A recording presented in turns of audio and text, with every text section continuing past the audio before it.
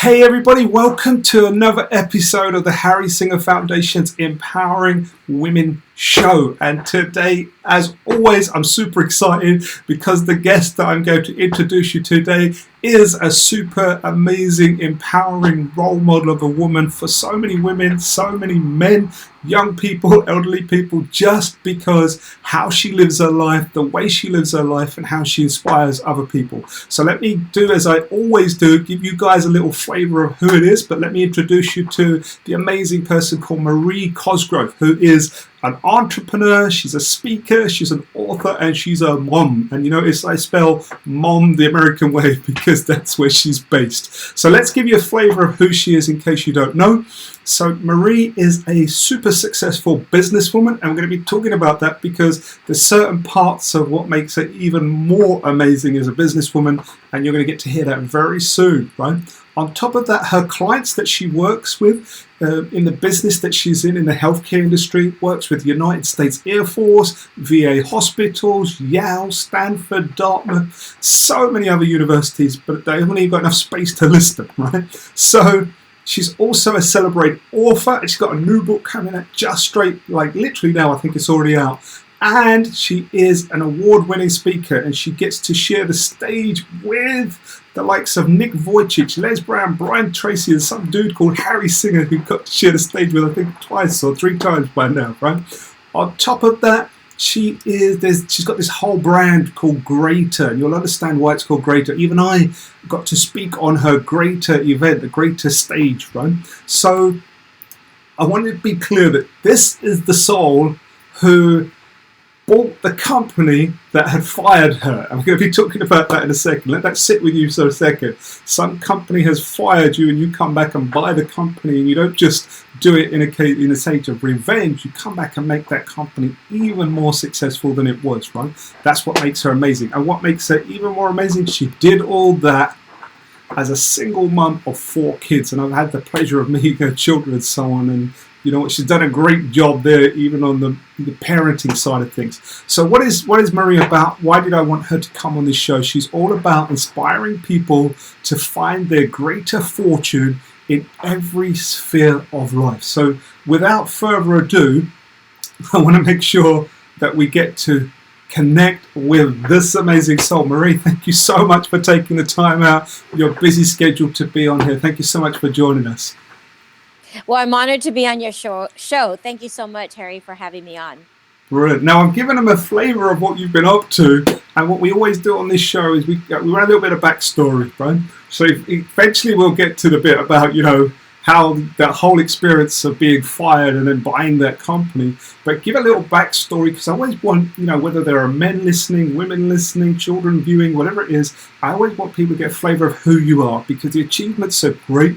But the fulfilling part is your character and where you came from. So, and I know you've got a beautiful story and a beautiful chronological thing of everything that's happened to you, but give everybody a flavor. So what's the journey for Marie? Well, my journey, you know, like all of us, we all have a story.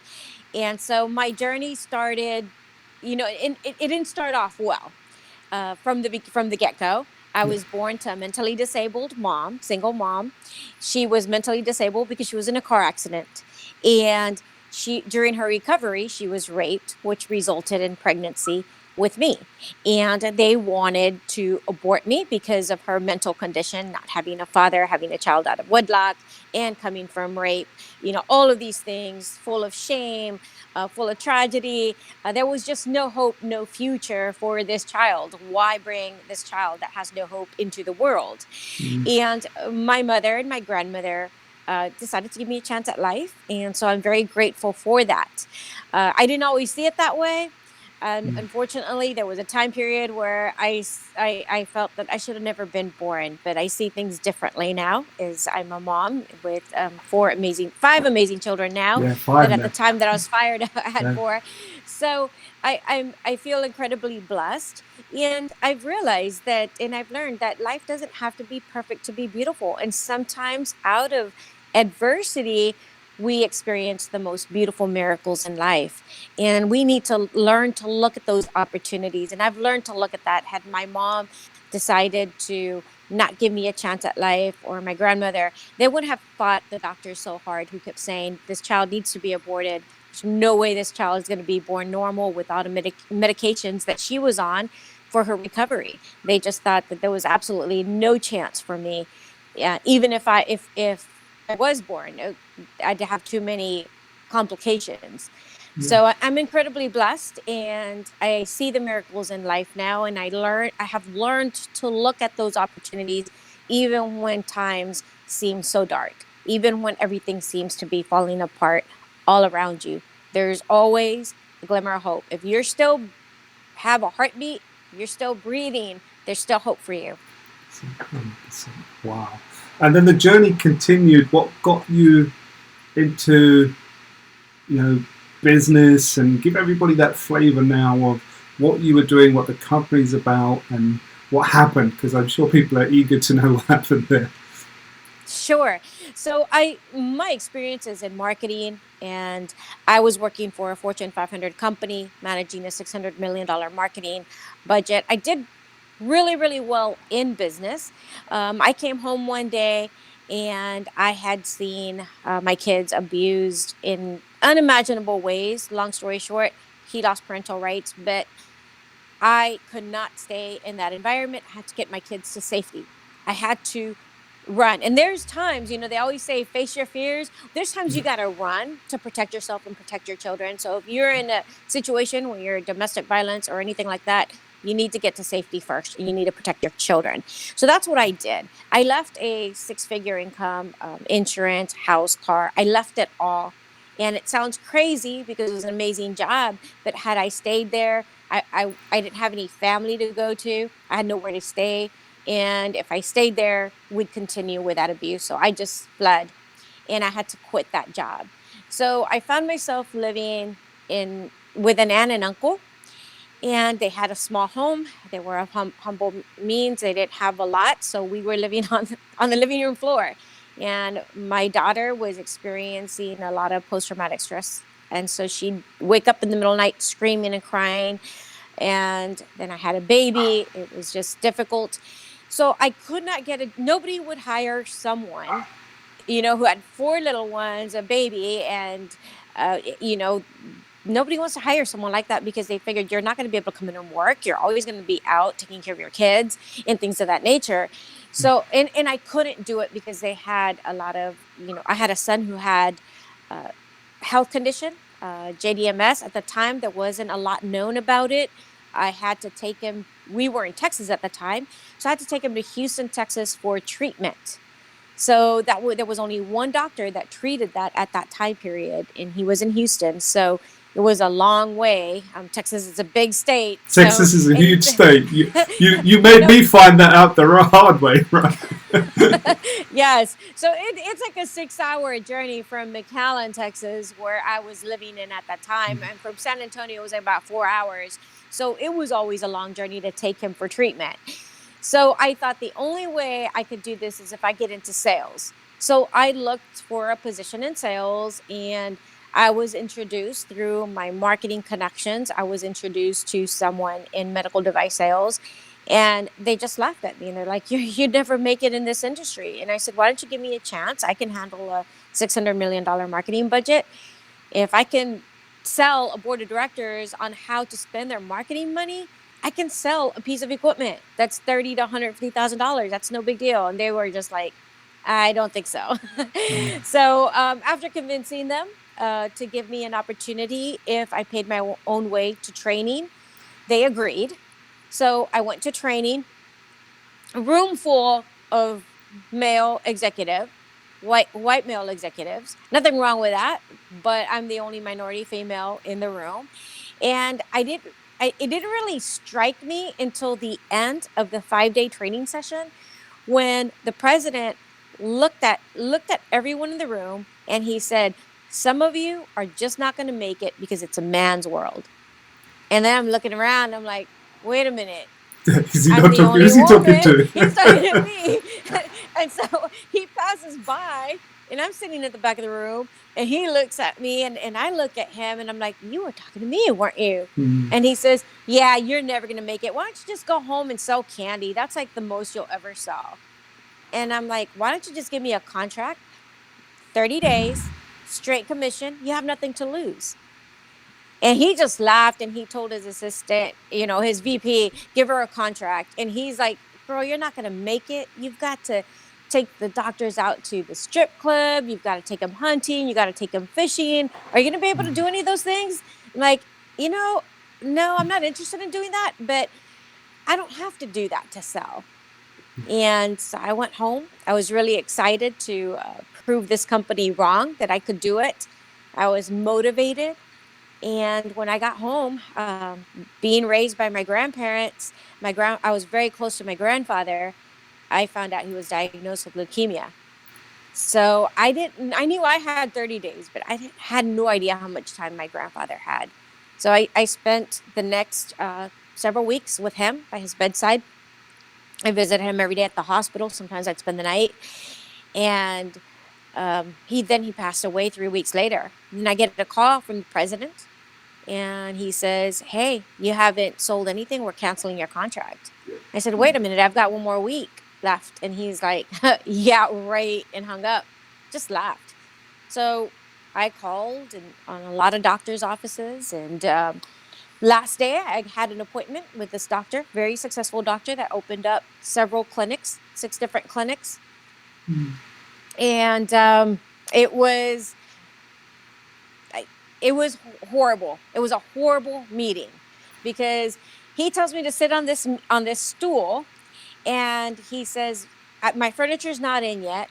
Why don't you just sit here? But be careful. I'm like, okay, so I'm really careful. Well, that stool shoots back. I fall flat on my back, legs sticking straight up, and the doctor's looking down at me. He's like, are you okay? And when I get nervous, I just laugh. So I was like cracking up and I was laughing. And well, he wrote me a check. He either felt sorry for me or I did a really good job in my presentation before falling on my what. It's not what you say, it's how you say it, right? Yeah. And so I called the president. I said, I have a $150,000 check. And he started laughing. He's like, it's too good to be true. Let's see if that check clears. If it clears, you have the job. But I doubt it. Well, it cleared. Within 6 months, I was #1 national sales representative. And then I got some bad news.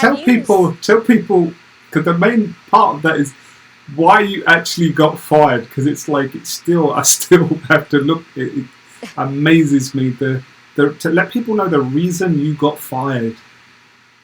Sure. Well, I'll get into that in just a second because after this.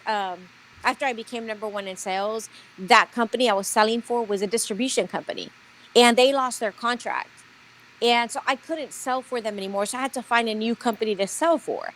So that's when I found Balance Back. And I was really excited because I'm like, wow, this is an amazing company. This is a great product. And I'm working with the top neurologist, with the top engineering team in the world, and the top clinicians in the world. And so I was really excited. This is clinical educators that founded this company. So I went through the whole cycle again. We don't want to work with you, et cetera, et cetera. But I already had established credibility with my clients, and I had experience at this time. So I did really well, and I had a meeting with one of the vice presidents of the marketing and sales. And I had just done I had just landed a huge account with Baylor and University of Texas.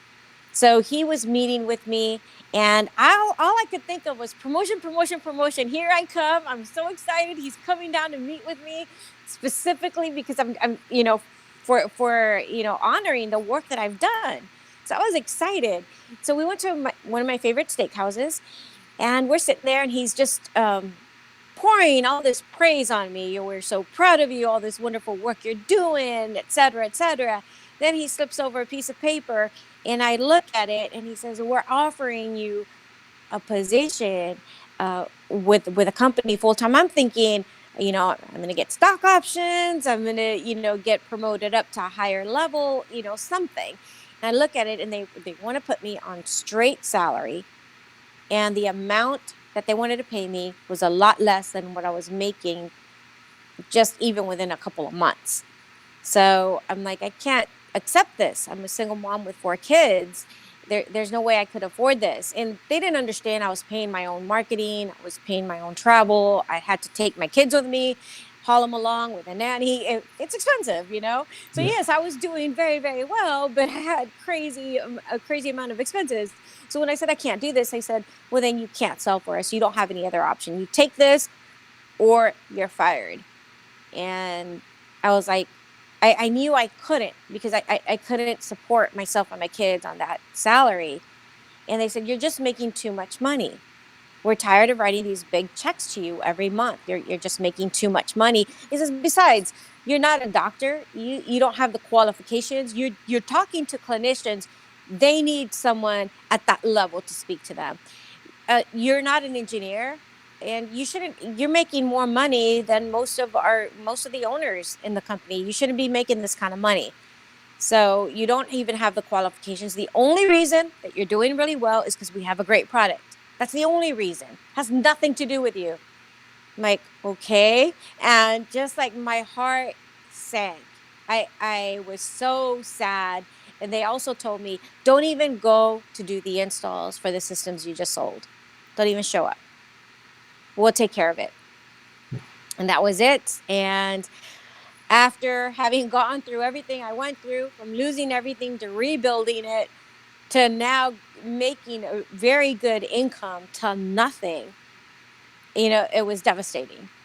So of course, you met Dr. Martin at the Greater event. Remember him? Beautiful So soul. he's, yes, beautiful soul. You went to his house. Yes. Yeah, yeah, So yeah.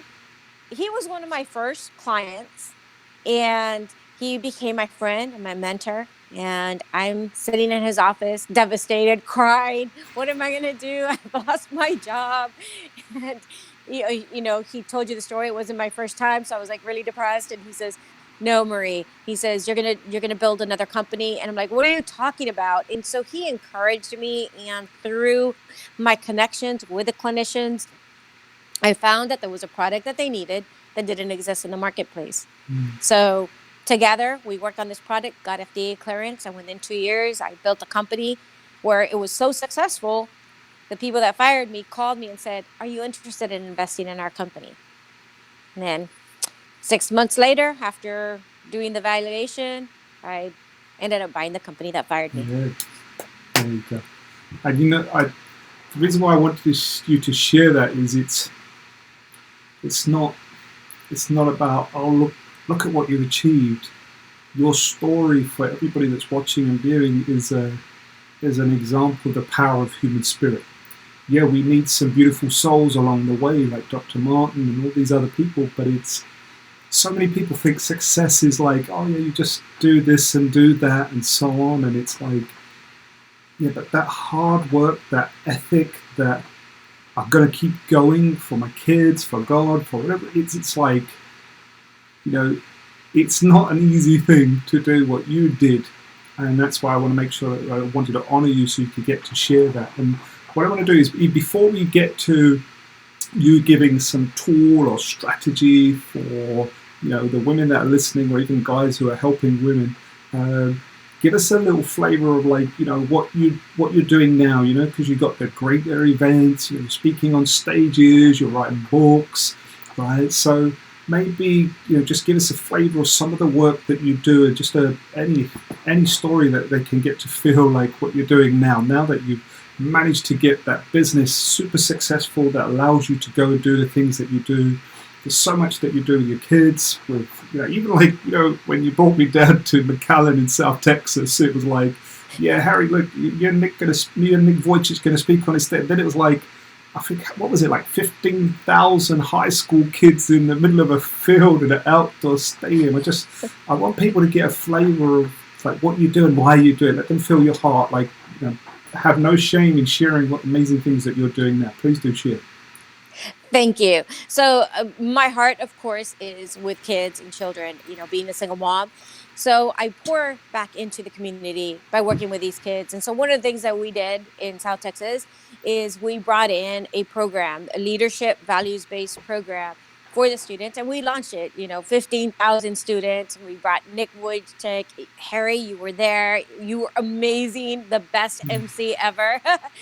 Amazing. And we had Ken also, great team, great group of speakers.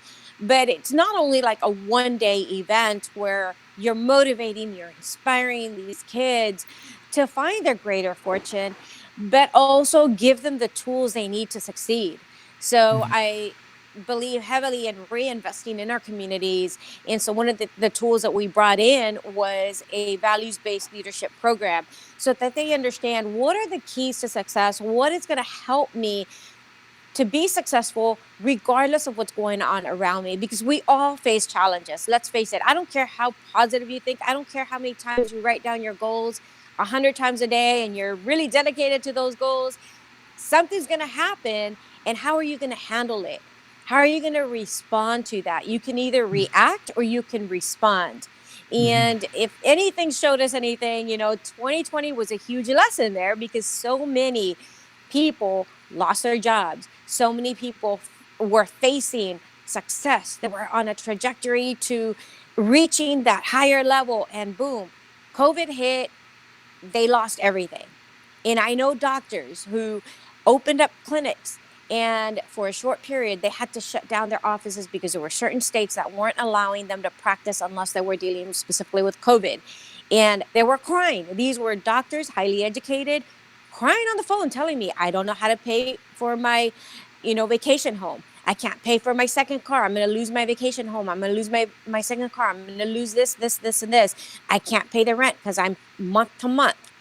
So what are some strategies that you can use to help you succeed no matter what's going on around you? And how can you prepare yourself for that? So that is what I invest heavily in. And so that's why I go into the schools and I provide the tools that they need so that they can supply the kids not only with the necessities of what you need. You need your math, you need your English, you need your reading and writing, but some of these skills are not taught in school. Yeah, yeah, And we need to make sure that we empower our children, our youth, so that they are resilient during difficult times, so that they can overcome, and nothing is going to destroy them and put them in a level where they don't see any hope, because there is hope. There's always hope. Like I said, as long as you're breathing, as long as you that's have a right. heartbeat, That's there right. is hope for you. And so And that is some of the work that I do. you're brilliant at bringing hope and inspiration to not just young people, many women around the world. I've shared stages with you where they've just been all women, and I know that's in your heart. And in a second, I'll get you to share any one of those tools that you were talking about that people can use. But as you were speaking, it reminded me, not only were we doing speaking, there was a contribution and service element behind it, where we went to visit a centre with people with Down syndrome and other challenges that they had, and I knew that was in your heart as well. So share a little bit about that project and some of the magic that happens for those people that are at that centre, because I remember all the speakers, we all went over there and we went to see it, and everybody was in awe of the work. So please share a little bit about that as well.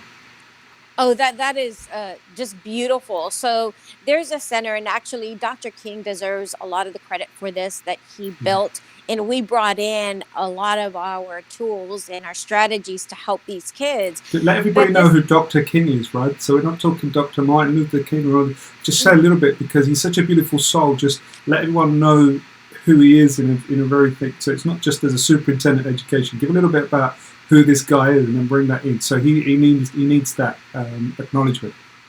Sure. So Dr. King, he is ex superintendent, because he's retired now, but he now works in consulting.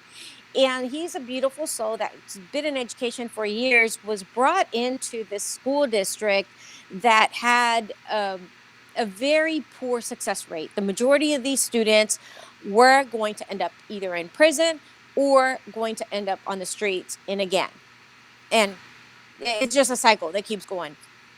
And so he came into the school district. When he came in, the administration was walking out in handcuffs by the FBI. That's how much corruption there was in this system. So he went in and cleaned it up and built this beautiful facility for kids with Down syndrome, mentally disabled kids, kids that have challenges. Because a lot of times we look at these communities and we think, well, there's not much they can do. We'll just stick them in this facility and they'll have to be taken care of the rest of their lives. But what he did is, no, everybody has a skill set. Everybody has a talent. I don't care where you come from, or what your background is, or what limitations you think you're born with. We all have talents. And so what's beautiful about this is some of these kids, they're good at making flower arrangements. They're good at drawing. Maybe they're good at baking cookies. So they get certificates. Like after they graduate, they go work at a flower, at a flower arrangement, store service, or they own their own business, maybe a bakery, or maybe a service industry, a delivery, or photography. A lot of these kids like photography or music, so they go play for events. So as you're actually at the event, we had the students playing. My son actually wrote, composed an orchestra, and so we had the whole orchestra play a piece, and that's an opportunity that they would have never had. We had them in an arena playing for thousands of people. And so I like to give these students these opportunities to showcase their talents. And it doesn't matter, again, it doesn't matter what limitations people tell you you're born with. And so that was his idea as well. And we're all aligned. Harry and I and Dr. King, all of us are all aligned. And that's why we were there, because we wanted to continue to contribute so that these places thrive and we can duplicate this worldwide, not just in one small area. And it takes a village. It really does take a village. It takes 100%. All of us to come together to put these systems into place. And so what we did is this facility had areas for each different types of skill levels that each student had, and how to build that up. So there was an area specifically for baking and cooking. There was an area specifically for like making flowers, or whatever that talent could be. Even if it was in construction, there was even an area for planting, because maybe you can get into farming or agriculture. And then there was an area where these students learned to live on their own, because their family members may not be there forever. Who's going to take care of them? So they were taught basic life skills, how to dress themselves, how to, basic living, daily living, which a lot of communities don't do. They just stick them in the facility and that's it. There's a bus that takes them wherever they need to go, and they're forgotten about, and they're left there until they die, and it's very sad. And this facility was different, where they were given all the strategies that they needed to be able to hop on a bus. How do I get from here to here? How do I do this on my own? How do I go grocery shopping? And actually teach them how to do it so they can be self-sufficient. This is really a beautiful thing. And it's beautiful to see. And right now, I just want you to understand is what I was coming in my mind was about to thank you for giving people so many opportunities and shining your light. And as you notice, the light started changing in here, right? So I got some beams of light. See what happened there? That light was shining in, and I was your light was shining through as you were speaking, right? So there are so many magical moments just from that event and many other events that we've shared. But what I want to do now is, bring it towards the close, where, Marie, if you, of all the many, many tools and strategies, the things that you talk on the stage, even if that things that are in your books, what is one tool or strategy that you could share with the viewers? They could put into practice for themselves. And it's the Empowering Women show. So whether it's a woman who feels I could do with some more tool strategies to bring out their own power, or whether it's people who are working with vulnerable women that they could use. So go ahead, Marie. Is there anything that you'd like to share that we can add some even more value in this episode? Sure. So for those of you that are listening and watching, and perhaps you feel like, what can I do now? Maybe you've lost your job, or maybe you're in a position where you want to grow. You haven't lost your job, but you want to get to a higher level. Or maybe your position's been eliminated because of COVID. And so you feel, I don't have any skill sets. My job's been eliminated. What can I do now? One of the things that you can do is write down a list of things that you're good at. And it doesn't matter what anybody else thinks about it. And you don't have to share it with anybody. I'll give you an example. Ruth Bader Ginsburg, our Chief Justice that passed away recently. She's very smart. She was very smart in the law, and just a genius when it came to the law. However, I heard that she couldn't cook at all. She didn't know how to cook. So if she was starving, it was a bad thing, because she needed to have people around her that knew how to do that. So maybe you make an amazing apple pie, better than anybody else. And there's a need for that. Maybe people want to buy your recipe. Maybe people want to buy your pies, So it doesn't matter what skill set you have, write down what you're good at, and you can turn those skills into opportunities. I remember there was a man, when I was speaking in Panama, who had lost his job, and he had worked in government for many, many years. And they just let him go at the very tail end, when he was looking towards retirement in the next 2 years. And he says, I don't have any skills. I don't know anything else. This is what I've done all my life. And I said, why don't you write down not only what you're good at, but 10 new ideas that come to your mind? And he says, I don't think of any ideas. Nothing comes to my mind. And I said, it doesn't matter. Don't share it with anybody. I said, if you write 10 new ideas, by the end of 30 days, how many new ideas are you going to have? You're going to have one idea, at least one, that might be patentable. Well, today he has a business doing that.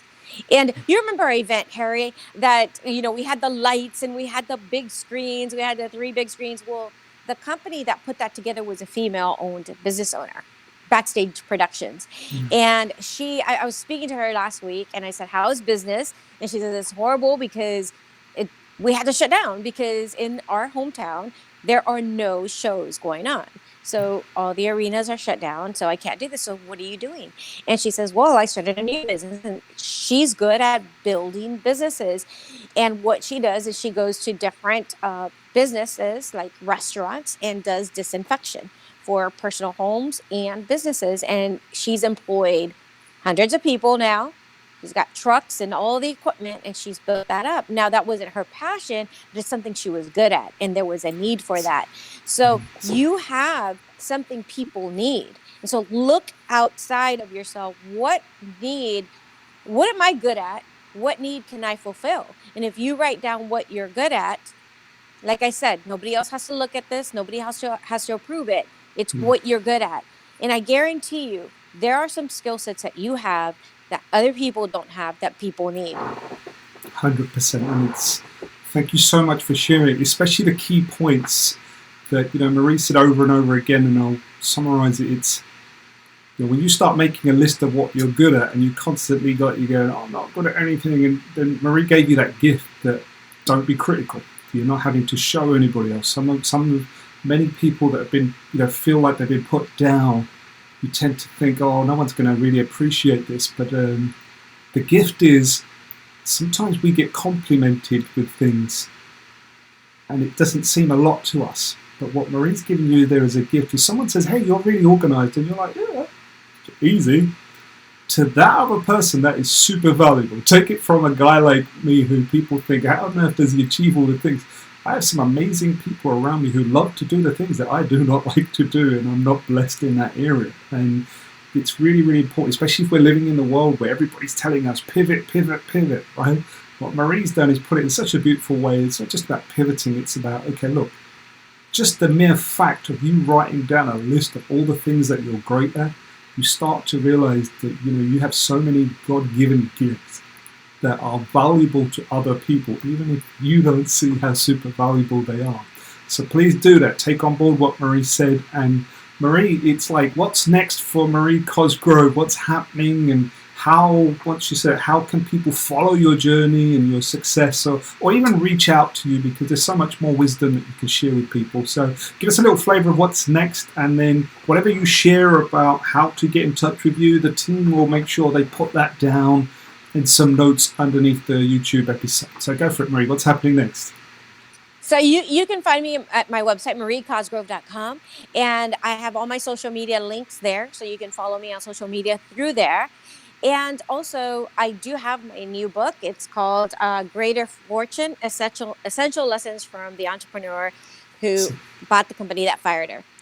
So in here, I've got a lot of strategies on here that'll help you, and I use my journey and stories to help guide you through that. There's some very powerful lessons on here.